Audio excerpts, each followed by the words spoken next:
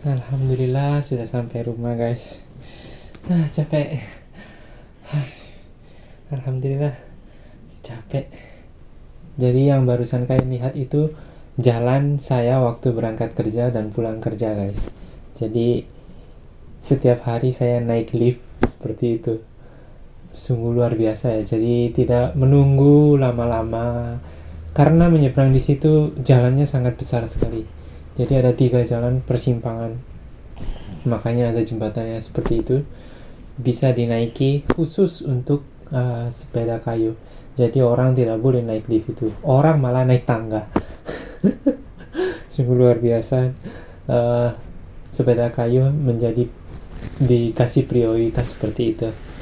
Dan alhamdulillah hari ini lumayan capek, tapi capeknya orang kerja itu nikmat bagi saya guys, daripada capek cari kerja. Karena dulu saya pernah nganggur lumayan lama. Setelah lulus dari S1 saya nganggur lama di Indonesia. Jadi sementara waktu jadi pengacara waktu itu. Setiap harinya itu cuma main sama teman, nongkrong sampai malam, pulang jam 2 pagi. Seperti itu setiap hari. Dan sering kali dimarahi sama orang tua saya.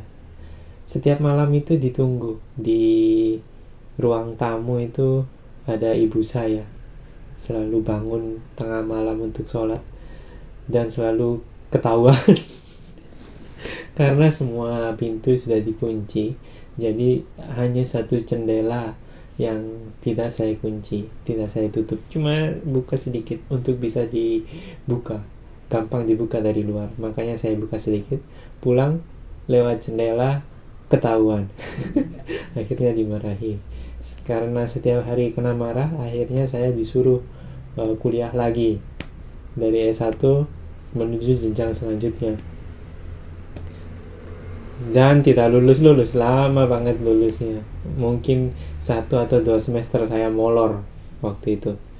Makanya di semester akhir itu saya disuruh mengajar di sekolah. Dan akhirnya ketemu istri saya guys. Jadi istri saya ini ikut program Jepang, mengirimkan mahasiswanya ke Indonesia untuk memperkenalkan budaya dan bahasa. Akhirnya ketemu di sekolah dan falling in love, masuk Islam, nikah. Seperti itu takdirnya. Jadi semuanya ini cerita guys, cerita dari Allah. Jodoh semuanya itu sudah ditetapkan sama Allah. Dan punya anak juga ditetapkan. Capek-capek pulang kerja, lihat anak jadi hilang. Gendong anak jadi hilang. Alhamdulillah. Dulu sempat tidak punya pikiran seperti ini, berangkat ke Jepang sendiri, tahu-tahu di Jepang sudah berkeluarga dan punya 2 anak. Jadi alhamdulillah kerja saya yang sekarang ini tidak berat, mudah, tidak capek, ruangan ber-AC. Semuanya tentunya melalui proses guys. Jadi waktu pertama kali saya ke Jepang itu juga tidak langsung kerja di tempat yang sekarang ini. Jadi saya tinggal di Jepang itu kurang lebih 4 tahun dan sudah 5 kali pindah kerja. Karena apa? Lingkungan kerja di Jepang itu banyak yang tidak sehat. Sukanya marah-marah, banyak orang yang seperti itu, temperamen. Kalau salah sedikit saja sudah kena semprot ya. Jadi harus betul-betul perfect untuk setiap pekerjaan. Dan alhamdulillah ya sekarang perusahaannya orangnya baik-baik, diarahkan, dibimbing sampai pintar. Dan alhamdulillah di tempat kerja saya itu bagian khusus guys di tempat kerja yang sekarang ini. Jadi pekerjaan saya ini diisi oleh 2 orang saja, saya dan 1 orang lagi orang Jepang, itu leader di pabrik itu, di perusahaan itu. Dan 2 orang ini saja yang bisa menangani barang yang seperti itu, bisa memproduksi barang yang seperti itu, hanya 2 orang saja. Alhamdulillah saya yang satu-satunya orang Indonesia dan satu-satunya orang Jepang. Jadi kita jadi partner.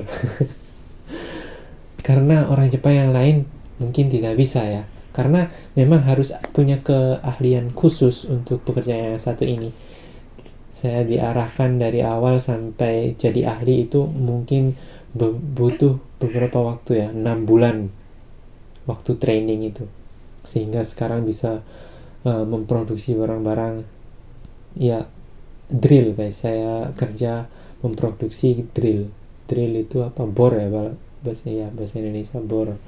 Itu punya rumah, itu cara buatnya itu tidak sembarangan, ada tekniknya, terus ada berapa mili, itu semuanya diperhitungkan, dan alhamdulillah saya sudah menguasai semuanya. Bisa kerja setiap hari, kerja sendiri saya setiap hari guys. Jadi diarahkan saja sama leadernya itu, Ilham hari ini kerjakan ini, apakah bisa satu hari ini selesai? Bisa, seperti itu. Saya setiap pagi itu selalu dikasih tahu seperti itu, kamu kerja ini sampai jam 5 bisa? Bisa. Kalau tidak bisa nggak apa-apa, besok dilanjut lagi. Jadi seperti itu pekerjaan saya, nyambung terus, tidak ada henti-hentinya. Di bagian produksi juga saya, yang ngecek juga saya nanti waktu keluar dari perusahaan, ini barangnya sudah ready ya kan, semuanya melalui proses, ada 6 step ya, dan semuanya itu saya yang monitoring, saya yang lihat dari awal produksi terus sampai akhir produksi, sampai barang itu bisa keluar dari perusahaan. Jenis kompo namanya kalau bahasa Jepang, atau apa ya, quality control kan mungkin kalau bahasa. Jadi seperti itu guys, dan semuanya tanggung jawab itu sepenuhnya di saya. Kalau ada yang salah, saya yang kena. Makanya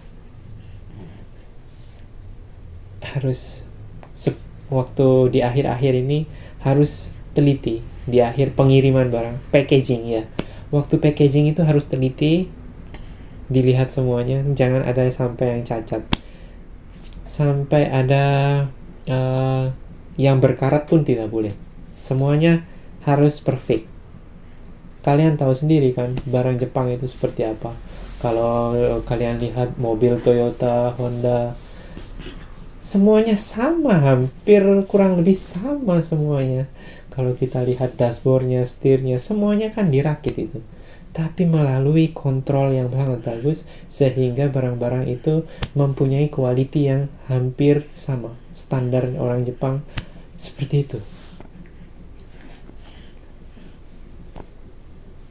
Ada suatu ketika saya bikin ya kan, dan itu ukurannya itu berbeda. Berapa bedanya itu 0,05 mili, bayangkan, 0,05 mili itu sudah tidak bisa menjadi standar Jepang,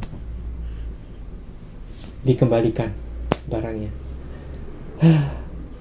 Jadi memang ya seperti itu kerja di Jepang guys. Berat sih, memang berat, tanggung jawabnya memang besar, tapi kalau dilakukan ini semua dari Allah ya. Saya di Indonesia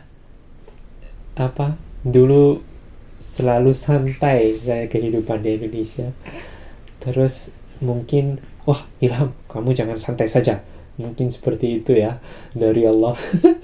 Makanya saya dikirim ke Jepang untuk tahu kerasnya hidup itu seperti apa. Dan memang alhamdulillah dengan kerasnya hidup seperti ini, saya jadi terbiasa dengan hidup yang semangat. Memang benar orang Jepang itu semangatnya luar biasa.